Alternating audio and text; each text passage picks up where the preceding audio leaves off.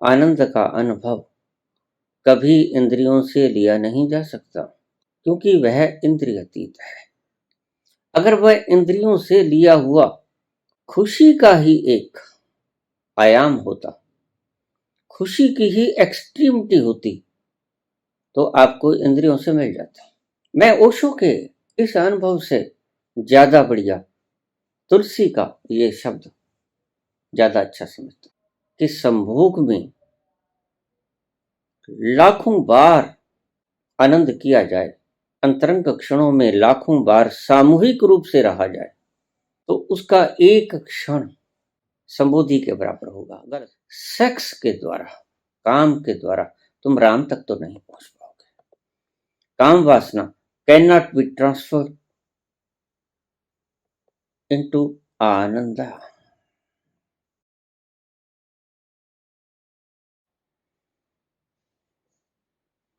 प्रश्न पूछते हैं,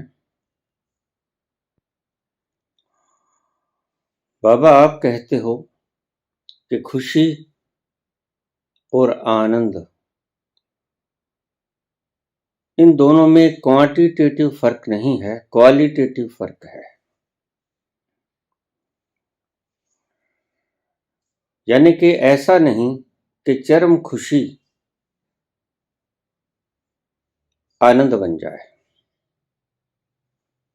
और दूसरा, आप कहते हो कि संभोग से समाधि की ओर कभी नहीं पहुंचा जा सकता, जबकि ओशो कहते हैं कि संभोग से समाधि की ओर पहुंचा जा सकता है। कृपया इसको विस्तारपूर्ण कथन करने का कष्ट करें। पतंजलि ने और महावीर ने अष्टांग योग वर्णन करते हुए योग के 8 अंगों का उल्लेख किया है। यम, नियम, आसन, प्राणायाम, प्रत्याहार, धारणा, ध्यान, समाधि।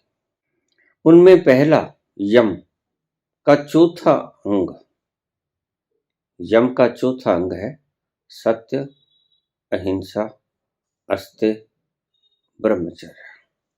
पतंजलि ने भी यही कहा, महावीर ने भी यही कहा। ब्रह्मचर्य, इसका अर्थ करने वाले लोग ब्रह्मचर्य को कहते हैं ब्रह्म जैसा आचरण। यह संभव नहीं। अभी अभी शुरू किया है अध्यात्म में चलना, और अभी अभी सबसे आखिरी बात को साध लिया जाए, असंभव। ब्रह्मचर्य बिल्कुल अंतरिम अवस्था है, आत्यंतिक आखिरी अनुभूति है ब्रह्मचर्य। पहले ही अंग में इसको साधा नहीं जा सकता, तो ब्रह्मचर्य का अर्थ कुछ और होगा। महावीर भी ऐसा ही कहते हैं।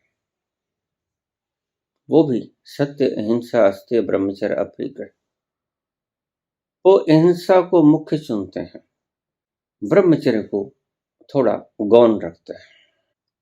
यहां से बात समझनी होगी हमें। खुशी आनंद का ही एक प्रारूप नहीं है। तो ओशो कहते हैं, एक एक शब्द को ध्यान से सुनिएगा। ओशो कहते हैं कि काम वासना कोयले की तरह है, कोल, और ब्रह्मचर्य हीरे की तरह है। और कोयला हीरे में परावर्तित हो जाता है, जैसे ही वो धरती के गर्भ में अरबों साल पड़ा रहता है, कोयला हीरा बन जाता है। बिल्कुल तर्क ठीक है, निश्चित। लेकिन खुशी, आनंद नहीं बन सकते। क्यों? कोयला हीरे में परिवर्तित हो जाता है because both are the allotropes of carbon. दोनों कार्बन के एलोट्रॉप्स हैं और इनकी केमिकल संरचना एक है। जब केमिकल संरचना एक है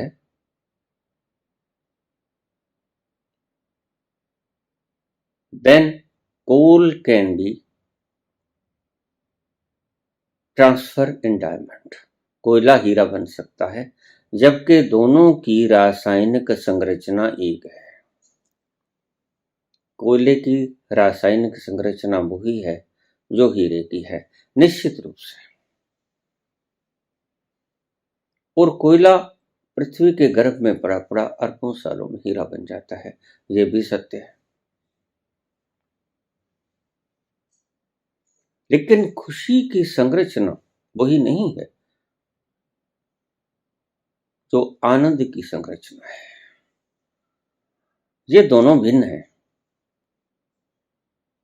बल्कि सही देखो तो ये करीब करीब विपरीत भी है। मैंने कल भी कहा था, खुशी एक स्टिमुलेशन है, खुशी एक उत्तेजना है। संभोग के क्षणों में आप परम उत्तेजित होते हो और उस परम उत्तेजना से आता है खुशी का वो लम्हा, इन्हें पीक पॉइंट कहते हैं। उत्तेजना से जो चीज जन्म लेगी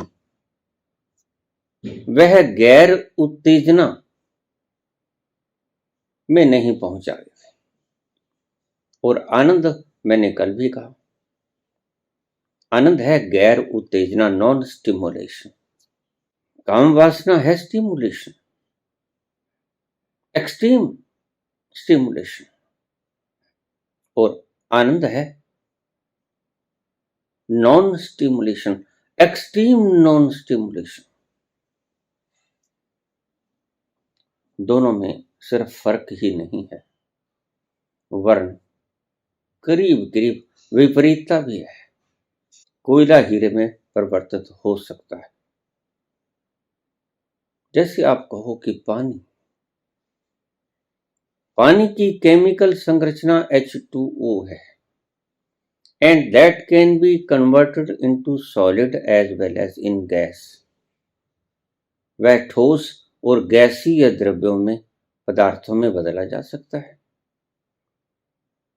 अब पानी का तुम बर्फ बना लो, सख्त हो जाएगा, और पानी को तुम उबाल लो, वाष्प बन जाएगा। क्यों? ऐसा क्यों संभव हुआ? ऐसा हुआ कि तीनों की, वो बर्फ हो, पानी हो या गैस हो, केमिकल फॉर्मुलेशन एक ही थी, 2 हाइड्रोजन 1 ऑक्सीजन। बस स्ट्रक्चर का फर्क पड़ गया, एक तरल बन गया, एक ठोस बन गया और एक गैस बन गया।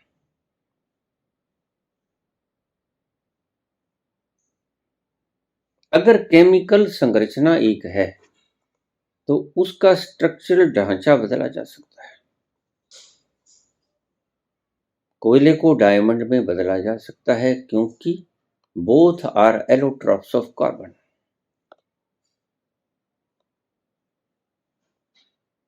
जैसे तीनों संरचनाएं H2O की हैं, whether it is solid, liquid और गैस। वो चाहे पानी की बर्फ हो, चाहे पानी की गैस हो, वाष्प हो, चाहे पानी का तरलता हो, लिक्विड हो। लेकिन ऐसा काम में नहीं होता। काम वासना में स्टिमुलेशन की एक्सट्रीम होती है, एक्सट्रीमिटी। और आनंद में नॉन स्टिमुलेशन होती है, शांत। इसे ऐसा कहें कि काम वासना समुद्र की उठे हुए तूफान की लहरों के समान है।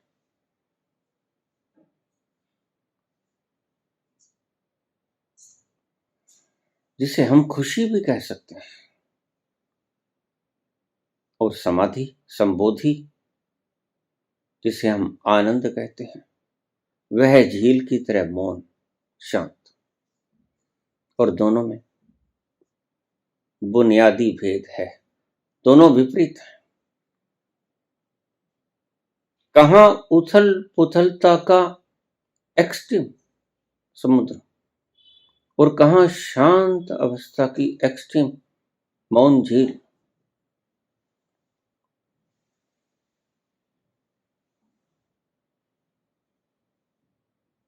अब इसको फिर ठीक से समझिएगा। आज जो प्रचार हो रहे हैं वो तुम्हें कभी भी उस आनंद का अनुभव नहीं होने देंगे, और काम में तुम जिस तथाकथित आनंद की बात करते हो वो आनंद नहीं होती, वह खुशी होता है।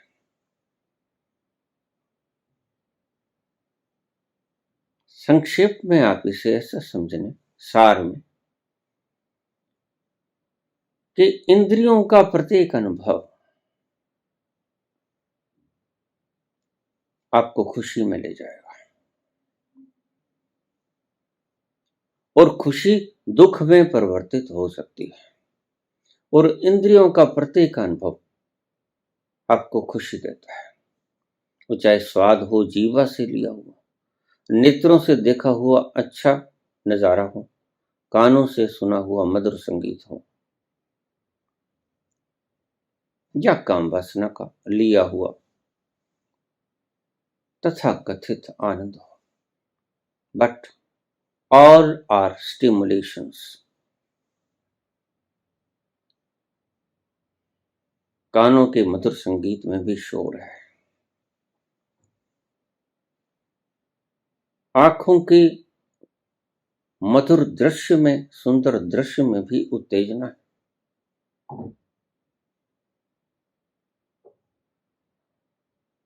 संभोग में तो परम उत्तेजना है, एक्सट्रीम स्टिमुलेशन। स्पर्श में भी स्टिमुलेशन है,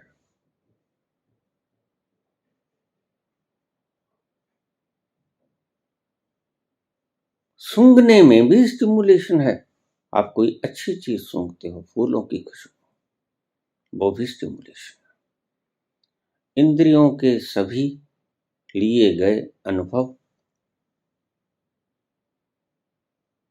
सीमित है, स्टिमुलेशन। और आनंद इंद्रियातीत है, आपने सदा से सुना है लेकिन अर्थ कभी नहीं किया। वह अनुभव इंद्रियातीत है, वह इंद्रियों के से पार है, इंद्रियों के अनुभव से पार है। इट मीन्स वह इंद्रियों से आनंद लिया नहीं जा सकता। इंद्रियातीत का अर्थ यही हुआ। आनंद का अनुभव कभी इंद्रियों से लिया नहीं जा सकता, क्योंकि वह इंद्रियातीत है।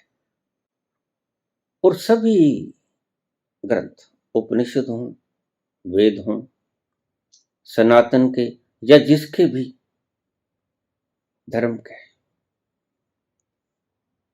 अनुभव ये एक मत है कि तुम्हारे अपने स्वभाव का आनंद इंद्रियातीत है। इंद्रियातीत है तभी तो तुम इंद्रियों के सुख से पार जाओगे, तो इंद्रियातीत आनंद का अनुभव कर पाओगे। अगर वह इंद्रियों से लिया हुआ खुशी का ही एक आयाम होता, खुशी की ही एक्सट्रीमिटी होती, तो आपको इंद्रियों से मिल जाता। लेकिन क्योंकि ये इंद्रियों से ली गई अनुभूति नहीं है, ये इंद्रियातीत अनुभूति है, इसीलिए इंद्रियों से आनंद की संभावना को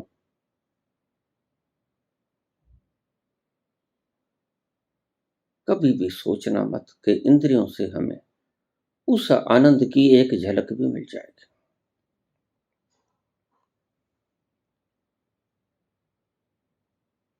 जो उदाहरण आप दे रहे हो, ओशो ने जो उदाहरण दिया कि कोयला पृथ्वी के गर्भ में पड़ा पड़ा अरबों वर्षों में हीरा हो जाता है, बिल्कुल ठीक है। बट वाई, क्यों? Because both diamond and coal both are the allotropes of carbon, वो कार्बन के ही प्रारूप हैं दोनों। इसलिए कोयला संरचना सेम रहेगी, उसकी chemical formulation will not change.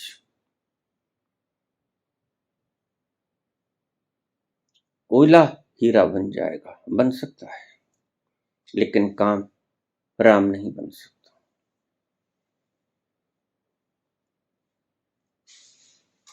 मैं ओशो के इस अनुभव से ज्यादा बढ़िया तुलसी का ये शब्द ज्यादा अच्छा समझता हूं। जहां काम तह राम नहीं, जहां राम तह काम।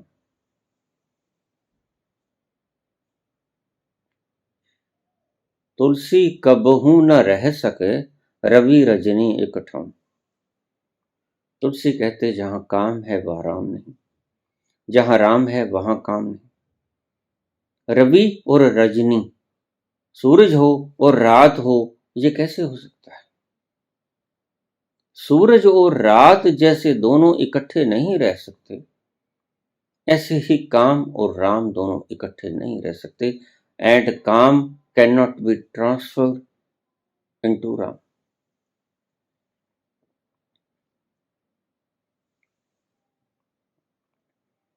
और खुशी को कभी भी आनंद में तब्दील नहीं किया जा सकता।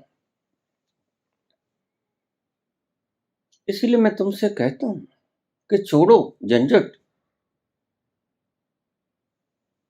तुम्हें बड़ी उलझन में डाल दिया गया है गलत व्याख्याकारों और गलत अन्वेषकों के द्वारा, जो उनका खुद का अन्वेषण नहीं है। जो कहते हैं सेरोटोनिन को पैदा करो, डोपामिन को पैदा करो, उससे आपको खुशी मिलेगी, बिल्कुल खुशी मिलेगी, लेकिन इंद्रियों की खुशी मिलेगी। जो भी खुशी आपके शरीर के किसी भी अंग के द्वारा प्राप्त होती है, चाहे सूक्ष्म शरीर के किसी अंग के द्वारा, चाहे स्थूल शरीर के किसी अंग के द्वारा, चाहे वो मानसिक खुशी है, चाहे वो शारीरिक खुशी है, लेकिन वो आनंद नहीं है।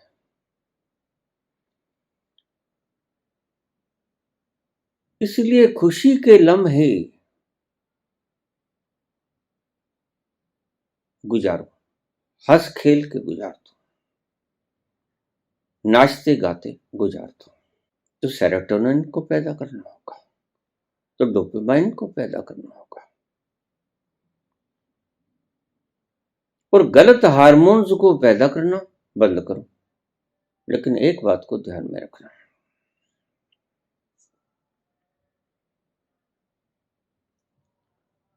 असीम खुशी जब पैदा होती है तो आपको उसकी झलक मिलनी शुरू हो जाती है, थोड़ी सी।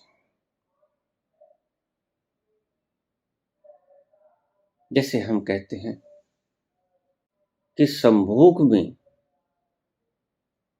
लाखों बार आनंद किया जाए, अंतरंग क्षणों में लाखों बार सामूहिक रूप से रहा जाए, तो उसका एक क्षण संबोधि के बराबर होगा। गलत है, ये तुलना कभी हो ही नहीं सकती। मैंने पहले भी कहा कि खुशी और आनंद, there is no not quantitative difference between the two, दोनों में संख्यात्मक या गुणात्मक भेद नहीं, बट क्वालिटेटिव डिफरेंसेस देयर, गुणात्मक फर्क है। सुख की कुछ और सत्ता है, आनंद की कुछ और सत्ता है, और सुख इंद्रियों से मिलता है और आनंद इंद्रियातीत होकर मिलता है। शरीर की इंद्रियों से सुख मिलता है, आनंद नहीं। ये बात मैंने आपको साफ कर दी। मनस की खुशी से सुख मिलता है, हैप्पीनेस मिलती है, आनंद नहीं। आनंद कुछ और है। इसलिए बढ़ाइए, मैं ये नहीं कहता कि विषाद की हार्मोन से पैदा कीजिए, कॉर्टिसोल पैदा कीजिए, एड्रेनालिन पैदा कीजिए, मैं ये नहीं कहता।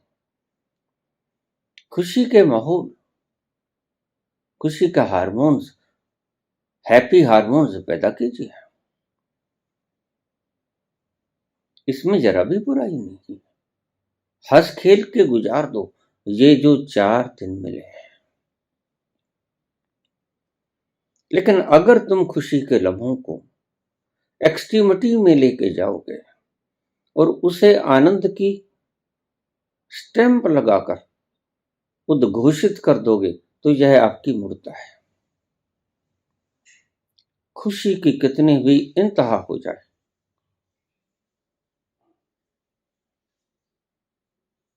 लेकिन वो आनंद नहीं बनता। खुशी कितनी ही गुणित हो जाए, कितनी ही संख्यात्मक गुणात्मक हो जाए, वह आनंद में नहीं तब्दील हो सकता। तो इसीलिए आध्यात्मिक अनुभव शारीरिक खुशी और मानसिक खुशी से अलग है, दूर है, beyond body and mind, beyond. When you cross the limit of body and mind,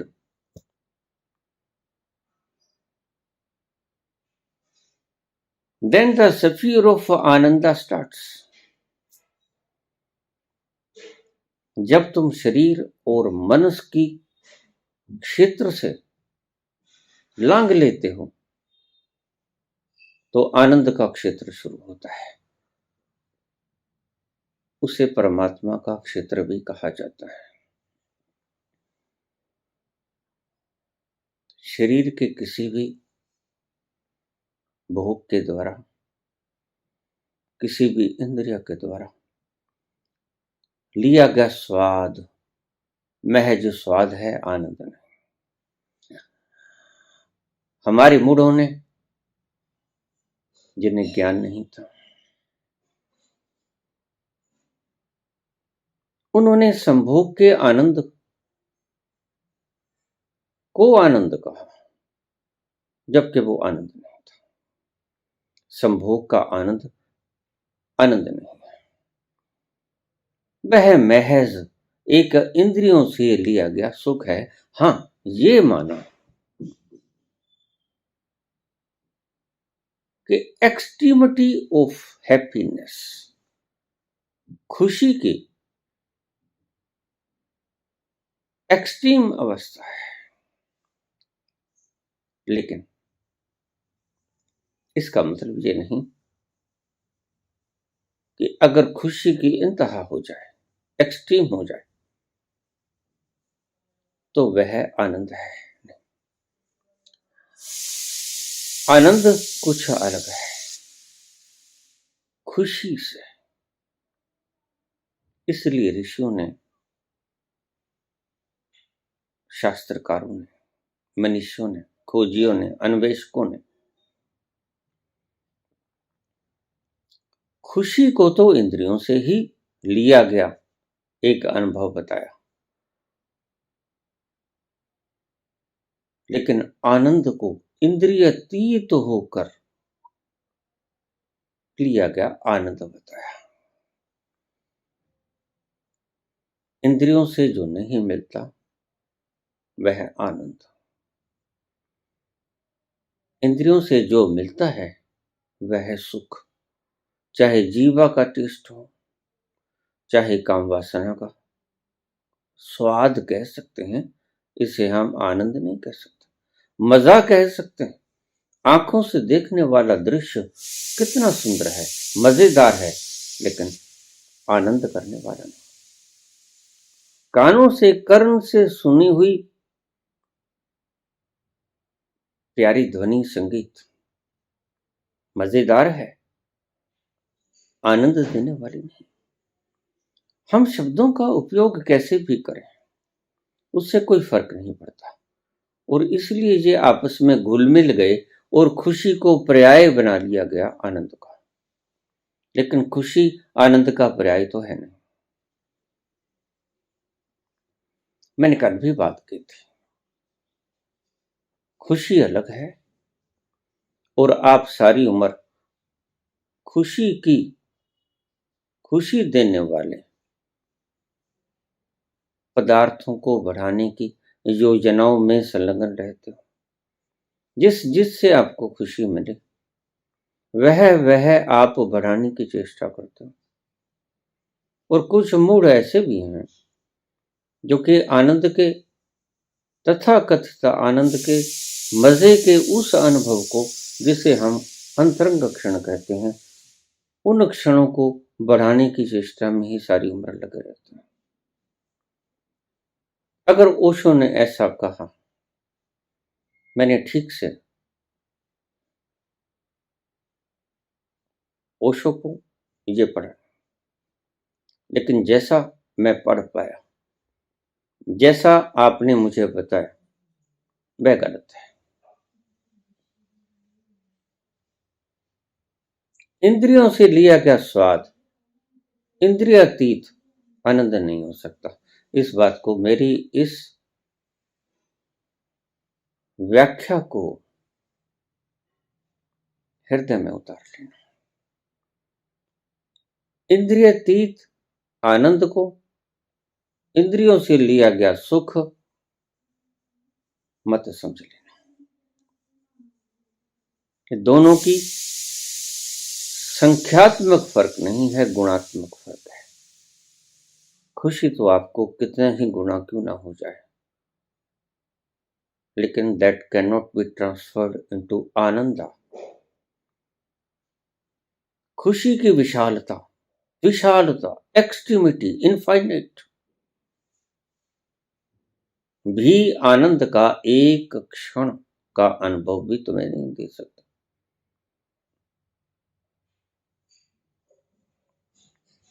और हम आनंद के नाम पर खुशी की सुविधाएं, खुशी के कारण जिनसे खुशी मिलती है, वो सुविधाएं तलाशने में लगते रहते हैं, सारी उम्र गंवा देते हैं।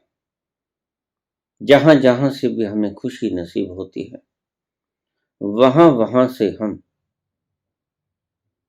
उस खुशी को लेने के लिए सुविधाएं जुटाने लगते हैं। लेकिन मनीषी, कबीर, नानक, बुद्ध, महावीर जिस आनंद की बात करते हैं, वह काम का ट्रांसफरेंस नहीं है, वह काम की बदलाहट नहीं है। इस बात को ध्यान में रख लेना। तो पतंजलि ने और महावीर ने जिस ब्रह्मचर्य शब्द का उपयोग किया, निश्चित ही वह वीर को संरक्षण करने की प्रावधान था। शरीर के तल पर ही अभी बोल रहे हैं पतंजलि, सत्य, अहिंसा, सभी शारीरिक चीजें हैं। सत्य, अहिंसा, अस्तेय, चोरी नहीं करना, ब्रह्मचर्य, अपरिग्रह, सभी पदार्थों के लिए बोली गई चीजें हैं। इनका पदार्थातीत उस अनुभव के साथ कोई भी संबंध नहीं बैठता, लेकिन शुरू यहीं से करना पड़ेगा। आभासा से शुरू करना पड़ेगा।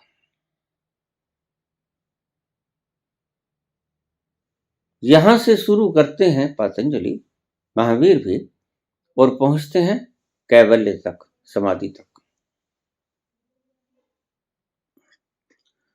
खुशी के साधनों को बढ़ाना, आनंद के साधनों को बढ़ाना नहीं। खुशी के साधनों को बढ़ाना, आनंद की झलक देखने के योग्य नहीं तो मैं बना था। कितनी ही खुशी पैदा कर रहा हूं, आनंद का एक क्षण भी ना पाओगे, क्योंकि दोनों में कोई समानता है ही नहीं। Happiness is a stimulation and Ananda is a non-stimulation, extreme non-stimulation. Happiness is extreme stimulation. तो काम वासना भी एक्सट्रीम स्टिमुलेशन है, उत्तेजना है। इसलिए जिन्होंने पाश्चात्य ने खुली काम वासना का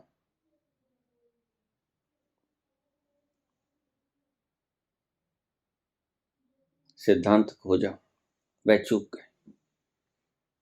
पूर्व में इस चीज का पता था। पूर्व के सभी ऋषियों ने ब्रह्मचर्य के ऊपर जोर दिया। निश्चित ही वह दमित ब्रह्मचर्य नहीं था, निश्चित ही वह दमित ब्रह्मचर्य नहीं था।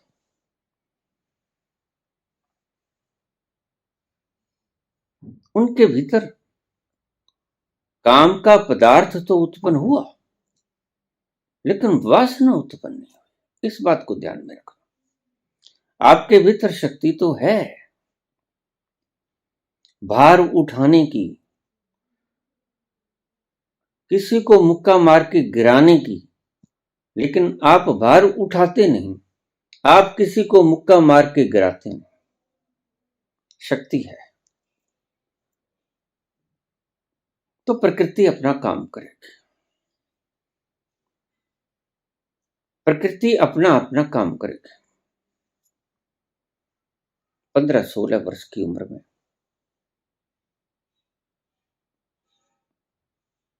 स्पर्म्स बनने शुरू हो जाएंगे मेल के, और जो भी 10, 12, 15 जब भी शुरू होता है, पीरियड्स शुरू हो जाएंगे इस तरह फीमेल का। यह प्राकृतिक शरीर की संरचना का सिद्धांत, यह होगा।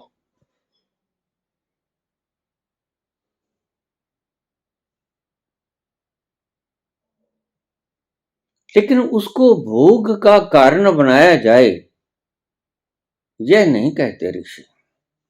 तुम्हारे में शक्ति है, you can reproduce but you will not. तुम कर सकते हो पैदाइश, लेकिन तुम करोगे नहीं। 25 वर्ष तक गुरुकुल में ब्रह्मचर्य रहकर शिक्षा ग्रहण करने का यही मात्र केवल कारण था। और लड़का और लड़की दोनों को अलग अलग रखने का विधान यही संकेत था।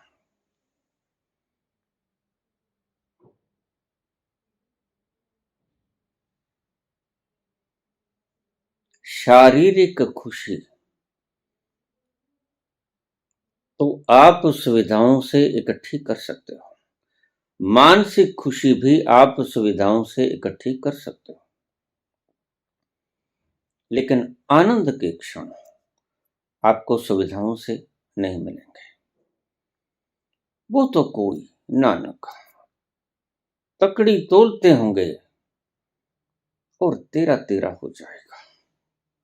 12 तक ठीक चलेगा, 13 पे आके सब गड़बड़ हो जाएगा। बनिए की दुकान पे बैठे हैं, मोदी खाने में, ग्राहक आया है, बाटों से तोल रहे हैं, कोई खुशी का कारण भी नहीं है, अपना व्यापार किए जा रहे हैं, तोल रहे हैं, और 12 तक सब ठीक, और 13 पे आकर हंस गई कुंजी। 13 हो गया। यह लम्हा कुछ अज्ञात लम्हा था, खुशियों से कुछ अलग। कितनी भी आप खुशी पालो, इंद्रियों के द्वारा खुशियों का स्वाद चख लो। हैप्पी हार्मोन्स को पैदा करके सेरोटोनिन, डोपामाइन, मानसिक खुशी का लुत्फ उठा लो। लेकिन एक बात को ध्यान में रखना, ये दोनों चीजों को मिला मत देना, गड़बड़ हो जाएगी। पहले ही बहुत गड़बड़ हो गई, और आज के तथाकथित जो ऋषि, तथाकथित कहूंगा, वे यही प्रचार कर रहे हैं, हार्मोन्स को बढ़ाओ, खुशी के लिए बढ़ाओ। आनंद की इसमें कोई लेन देन नहीं। खुशी जीवन जियो, सुविधापूर्ण जियो, पेट भर के खाओ, जी भर के खाओ, जी भर के जियो, लेकिन आनंद मिल जाएगा, यह अपेक्षा मत जुटाओ। इंद्रियों से लिया गया, मन से लिया गया सभी स्वाद, उसको खुशी कहते हैं संत।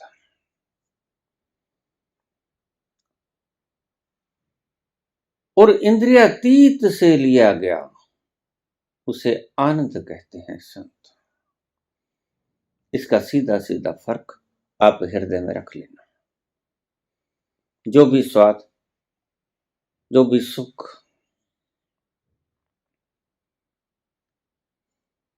आप इंद्रियों से लेते हैं, उस सुख का तुम्हारे वास्तविक तल से आए हुए आनंद से कोई तालमेल नहीं होता।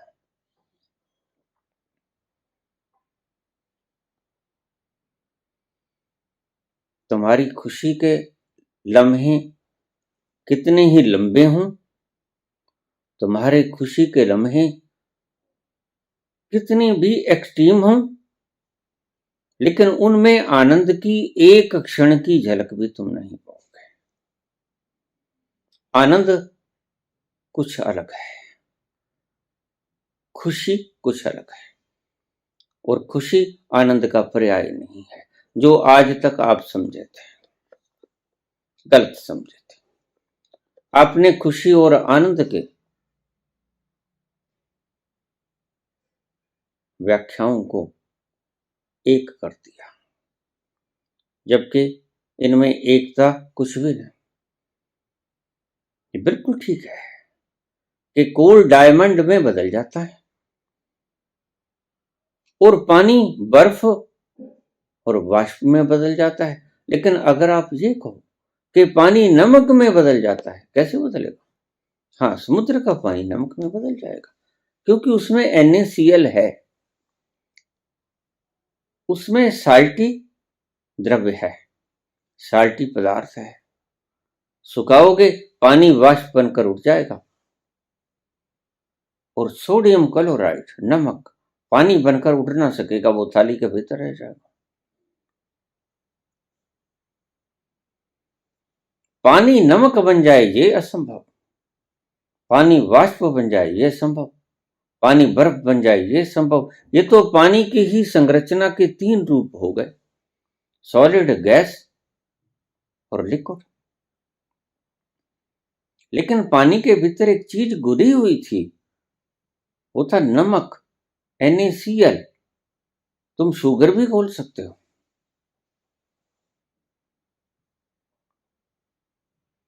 पानी नमक में तब्दील नहीं हो सकता।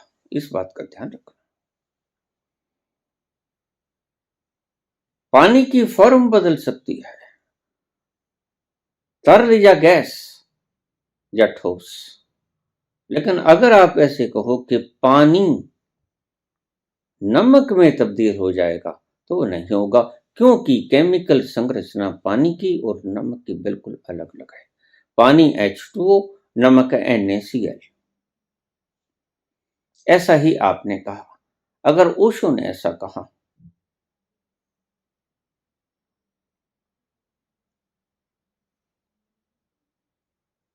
तो मेरे अनुभव में गलत कहा,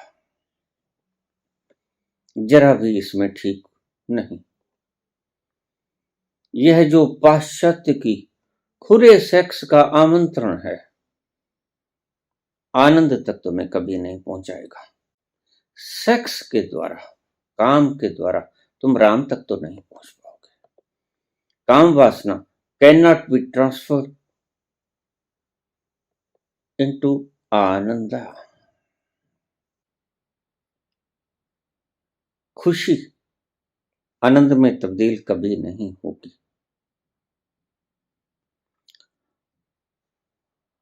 और इंद्रियों से जो लिया जाए स्वाद, उसे तुम खुशी का नामकरण कर सकते हो, लेकिन आनंद खुशी नहीं है। आनंद खुशी का एक्सट्रीम पॉइंट भी नहीं है। अनंत गुणा खुशी भी आनंद नहीं। ए qualitative difference between the to, गुणात्मक फर्क है। जैसे NaCl और H2O, पानी और नमक, basic chemical formulation is different.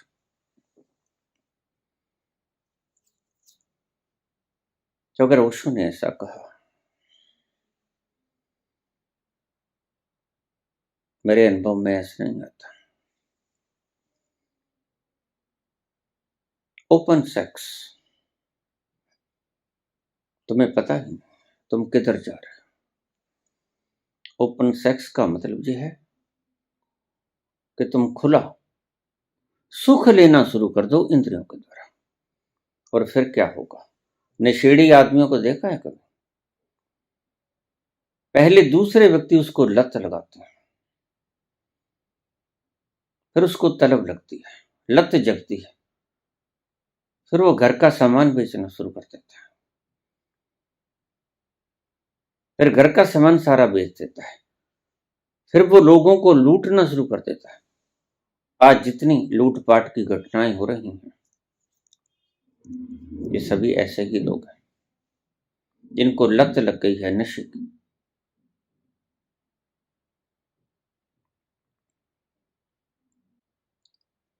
Happiness is not anand, ecstasy, eternal ecstasy, असीम आनंद नहीं है। हैप्पीनेस इज नॉट एक्सटेसी, आनंद, खुशी, बिल्कुल अलग अलग बातें हैं।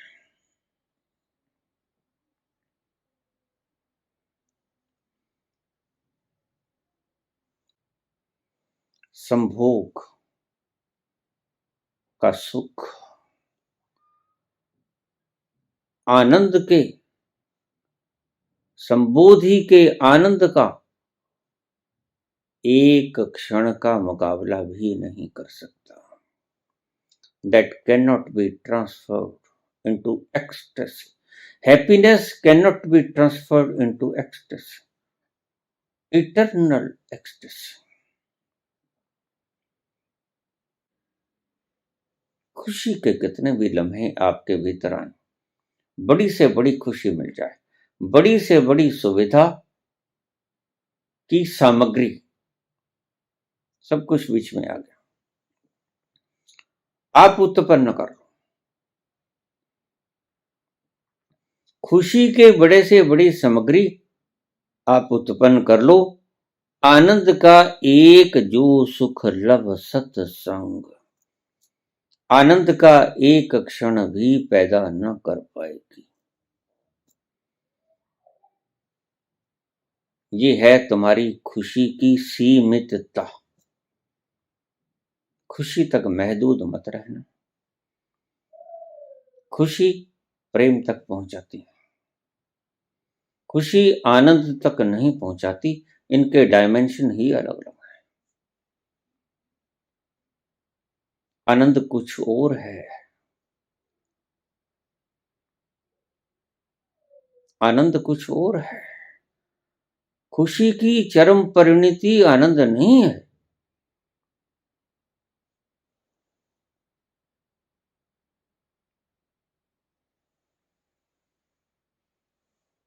आपकी खुशी जो आप काम वासना में खुशी लेते हो, ये धारणा गलत है कि वह परमात्मा की एक झलक दिखाता है। बिल्कुल गलत है, क्योंकि परमात्मा की एक ही तो झलक मिलती है सतोरी में भी, और वह व्यक्ति बिल्कुल तृप्त हो जाता है, बिल्कुल तृप्त हो जाता है। उसके भीतर तृप्ति उतर जाती है। लेकिन सारी दुनिया को मैंने निहारा, तृप्ति तो किसी के भीतर भी नहीं। और संभोग का आनंद तथा कथित वो रोज चखते हैं, और आनंद का जरा भी इनके भीतर भाव दिखता नहीं, और तृप्ति की इनके भीतर हृदय में कोई दिखता नहीं संतुष्टि। लेकिन कबीर तो ये बात नहीं कहते। कबीर तो बिल्कुल इससे उल्टी बात कहते हैं। कहत कबीर सुनो भाई साधो, कहत कबीर सुनो भाई साधो, साहेब मिलही सबूरी में, साहेब मिलही सबूरी में, मनड़ो लाग्यो मेरो राम, फकीरी में, फकीरी में, मनड़ो लाग्यो मेरो राम। जो सुख पायो राम भजन में, जो सुख पायो राम भजन में, वो सुख नाही, वो सुख नाही अमीरी में, मनड़ो लाग्यो मेरो राम, फकीरी में, फकीरी में, मनड़ो लाग्यो मेरो राम। धन्यवाद।